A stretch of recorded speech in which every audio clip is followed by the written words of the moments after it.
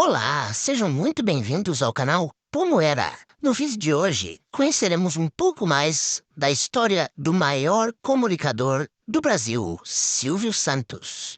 Antes, aproveite para se inscrever em nosso canal. Então agora chega de enrolação e vamos lá. Em 12 de dezembro de 1930, nascia no bairro da Lapa, Rio de Janeiro, uma criança que marcaria para sempre seu nome na história da TV brasileira. Seu nome, Cenoura Bravanel, mas ele ficaria conhecido mesmo como Silvio Santos, pois sua mãe, desde que ele era criança, o chamava de Silvio, ao invés de chamá-lo de Cenor. Ele é o filho mais velho de um total de 6 filhos, de um casal de imigrantes judeus. Seu pai chamava-se Alberto Bravanel, que nasceu em Tessalônica, na Grécia, e sua mãe chamava-se Rebeca Cairo, e nasceu em Esmirna, na Turquia. Ambos os países, na época, faziam parte do hoje já extinto Império Otomano, e eles vieram para o Brasil em 1924. Silvio e sua família levavam uma vida simples. Silvio era muito ligado ao seu irmão Léo, com o qual gostava muito de brincar. Em certa ocasião, ele combinou com Léo de fazerem um carrinho, um tipo de um patinete, com tábuas e rolimãs. E com esse carrinho, gostavam de brincar e descer as ladeiras, até que certa vez, uma ambulância vinha a toda velocidade. E nesse momento, o pai deles estava por perto e viu que estava para acontecer uma verdadeira tragédia. E com isso ele gritou muito alto e fechou os olhos. E ao abri-los, certo de que veria seus filhos atropelados, os viu em pé com os olhos arregalados de medo. Por sorte, o motorista os viu e conseguiu desviar a tempo. Mas nunca mais puderam brincar com o tal carrinho, pois o seu pai o destruiu. Já com cerca de 11 anos, Silvio gostava muito de, junto do seu irmão Léo, ir ao cinema. E sempre davam um jeitinho de entrar sem pagar. E assim, com o dinheiro que economizavam com as entradas, compravam balas e figurinhas, pois amavam colecionar essas figurinhas. Silvio conta no livro A Fantástica História de Silvio Santos, escrita por Arlindo Silva, uma história curiosa. Certa manhã, ao acordar com sintomas de gripe, com febre, sua mãe o proibiu de ir ao cinema naquele dia, mas ele insistiu muito. Sua mãe não cedeu, porém não adiantou. E naquele mesmo dia, o cinema no qual iriam pegou fogo e muitas pessoas ficaram feridas. Ao saber disso, Silvio correu e deu um forte abraço em sua mãe, agradecendo-a por não tê-lo deixado ir ao cinema. Já no ano de 1945, o Brasil vivia uma época de mudanças, pois Getúlio Vargas foi deposto nesse ano. Com isso, foi anunciado que ocorreria eleição para presidente no ano seguinte, em 1946. E isso não ocorria desde que Getúlio Vargas tomou o poder em 1930. Silvio Santos estava com 14 anos à época. Durante um dia em que passeava pela Avenida Rio Branco, Silvio viu um homem gritando, vendendo capinhas para guardar o título de eleitor a 5 cruzeiros cada uma. Silvio então aguardou o homem vender tudo e sair para comprar mais e o seguiu.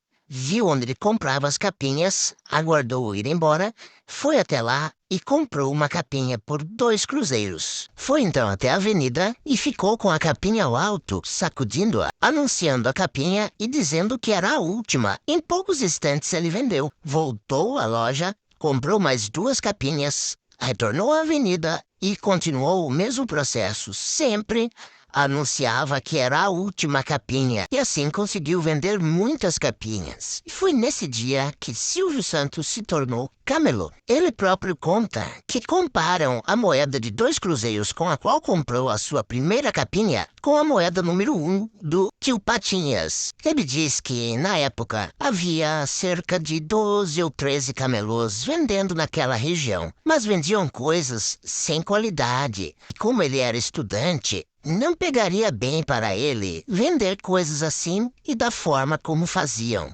pois ele achava a forma com a qual esses camelôs faziam as vendas uma forma sem classe. Foi quando descobriu o seu Augusto, um alemão que vendia canetas, e Silvio observou que ele era diferenciado. Ele chegava, armava sua banquinha e começava a falar: Logo estava rodeado de pessoas e em uma hora apenas esgotava todo o estoque de canetas e ia embora. Trabalhava apenas uma hora por dia e vendia tudo. Vendia cerca de 100 a 200 canetas em apenas uma hora. Silvio achou isso fantástico, visto que os outros camelôs levavam o dia todo para vender no máximo meia dúzia. Silvio passou a ir todos os dias até onde seu Augusto ficava vendendo as canetas e eu ficava espionando. Seu Augusto percebia que ele estava fazendo isso, mas não se importava, pois muitos já haviam tentado copiá-lo, mas não conseguiram. Após alguns dias observando, Silvio foi a um atacadista e comprou as canetas. Mandou fazer também uma banquinha igual a do seu Augusto e começou a vender as canetas. Como ele achava que seria difícil ficar igual ao seu Augusto só falando, ele aprendeu uns truques com moedas e baralhos. Enquanto fazia os truques, ele ia explicando o funcionamento da caneta e em pouco tempo já estava vendendo mais que o seu Augusto. Silvio trabalhava das 11 a praticamente meio-dia, pois era o horário de almoço do guarda que fazia a ronda daquela área. Dessa forma, ele evitava ser pego e ter sua mercadoria apreendida. Silvio percebeu que tinha o poder da comunicação e com esse poder ganhava quase 5 salários mínimos por dia, que era de 200 cruzeiros. Em um belo dia, o próprio diretor de fiscalização foi às ruas para prender os camelôs e foi até Silvio, pronto para levá-lo ao juizado de menores. Mas, ao observar como Silvio trabalhava, viu que Silvio tinha um excelente discurso e, também pelo fato de ser estudante, ele mudou de ideia e, ao invés de levá-lo preso, ele deu-lhe um cartão e orientou a ir até a Rádio Guanabara e que procurasse por um amigo dele. A rádio estava realizando um concurso de locutores. Participaram cerca de 300 candidatos. Alguns desses candidatos depois se tornaram famosos, como Chico Anísio e José Vasconcelos, por exemplo. Silvio ficou em primeiro lugar e foi admitido como locutor. Um mundo totalmente novo se apresentava a Silvio. E essa era a primeira experiência de Silvio no meio artístico. O salário era de 1.300 cruzeiros por mês, e Silvio ganhava quase 1.000 por dia como camelô, além de trabalhar apenas 45 minutos por dia, o tempo exato que o guarda levava para almoçar. E na rádio tinha que trabalhar cerca de 4 a 5 horas por dia. Dessa forma, Silvio ficou apenas um mês como locutor e voltou a ser camelô. Como já dissemos, Silvio trabalhava cerca de 45 minutos só por dia, que era o almoço do guarda, Usava o restante do dia para ir aos auditórios dos programas de rádio. Ele observava a forma como os grandes nomes do rádio da época se comunicavam com o público. Um desses nomes era César de Alencar e a maneira como ele se comunicava foi muito bem assimilada por Silvio. Aos 18 anos, Silvio teve que interromper o seu trabalho como camelô para servir o exército. Servia na escola de paraquedistas. Em suas folgas, trabalhava de forma voluntária no programa de Silveira Lima, na Rádio Mauá. Passou a atuar na Rádio Tupi com a transferência de Silveira Lima para lá.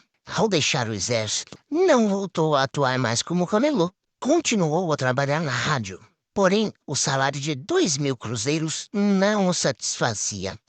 Assim, teve a ideia de vender relógios, joias, colares e sapatos sob medida em escritórios e repartições públicas. Nesse período, conciliava as atividades como vendedor e na rádio. Logo, Silvio saiu da Rádio Tupi e foi trabalhar na Rádio Continental. Porém, os estúdios ficavam em Niterói e ele precisava pegar a balsa e fazer a travessia diariamente. Mais uma vez, a criatividade e a visão aguçada de Silvio para os negócios entraram em ação.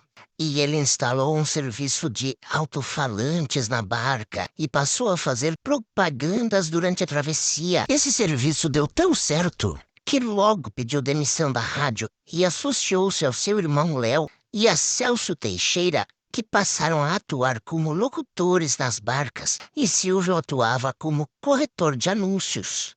Silvio conta no livro de Arlindo Silva que deixou de lado o espírito de camelô, começou a explorar seu lado de empreendedor de negócios. Ele também abriu um bar e um bingo na balsa, que ia até Paquetá. Mas num determinado momento, Silvio achou melhor que deveria tentar a vida em São Paulo. E lá Silvio passou a apresentar sorteios e espetáculos em caravanas de artistas. E atuava como animador nos jogos durante as viagens. Logo ele conseguiu uma vaga como locutor na Rádio Nacional de São Paulo. E para complementar a renda, Silvio criou uma revista chamada Brincadeiras para Você, que tinha charadas e passatempos e vendia-as nos comércios da cidade. Em 1958, o seu amigo e também radialista Manuel da Nóbrega estava com dificuldades para administrar uma empresa de venda de brinquedos a prazo. O Baú da Felicidade é um sistema de carnês no qual o cliente pagava mensalmente prestações de uma caixa de brinquedos que receberia na época do Natal, no final do ano. O Nóbrega havia vendido muitos carnês, mas estava com dificuldades para entregar as mercadorias. Assim, pediu a ajuda de Silvio para resolver a situação antes de fechar a empresa. Acontece que Silvio viu uma grande oportunidade de negócios e, como o amigo queria fechar a empresa, ele assumiu o controle total. Em 1962, com essa atitude, Silvio deu o primeiro passo para formar o grupo Silvio Santos. Com o tempo, o baú passou a distribuir além de brinquedos, eletrodomésticos e mais uma gama muito grande de produtos que incluía carros e casas.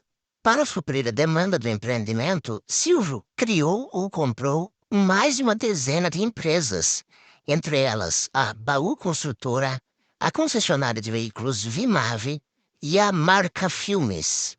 E em 1972, os negócios já estavam tão grandes que houve a necessidade de criar uma holding para administrar todas as empresas. É a holding Silvio Santos S.A. Alguns anos mais tarde, Silvio Santos ganhou a concessão para um canal de televisão, pois a Rede Tupi, devido a muitas dívidas, fechou e com isso parte da concessão que tinha foi para Silvio Santos. E assim, em 1981, surgiu o SBT.